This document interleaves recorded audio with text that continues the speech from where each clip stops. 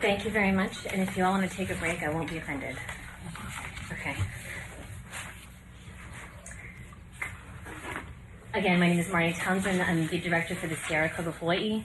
I've been involved in the effort to protect Mauna Kea for many, many years in various organizations and various capacities.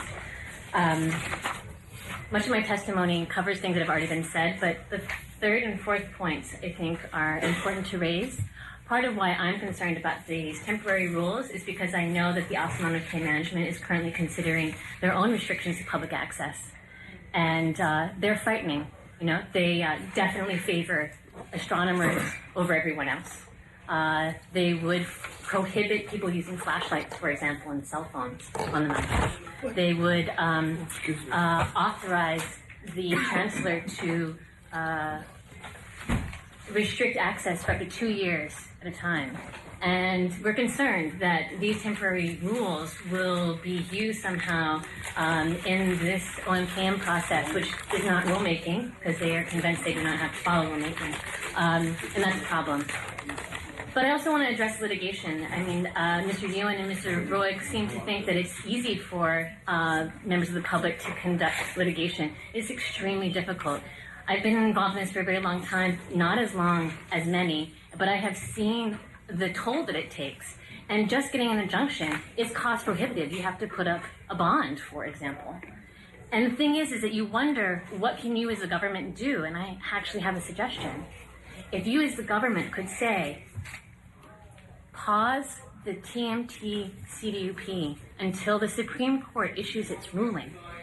You have a temporary reprieve and a time in which you can negotiate and work out with opposing sides a compromise.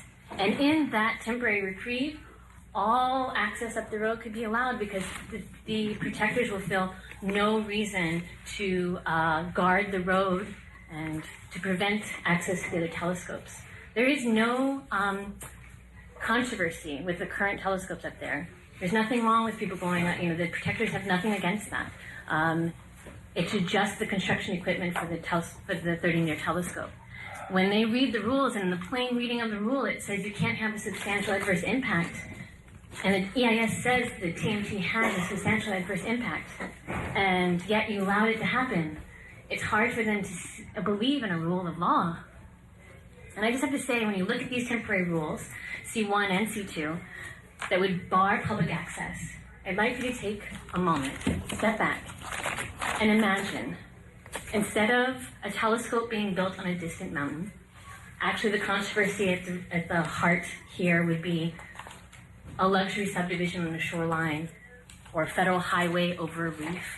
And instead of native Hawaiians standing in front of you with kiwis and backpacks, you have surfers, their long hair and their surfboards. And would you seriously consider barring public access to the shoreline to surfers and other ocean users in order to make the luxury home developer feel more comfortable and they just tear up the shoreline while there's litigation going on? I don't think that you would. And so I'm urging you here today to not do that in this case. Instead, tell the TMT to hold its horses until the Supreme Court issues its ruling. Thank you. Thank you.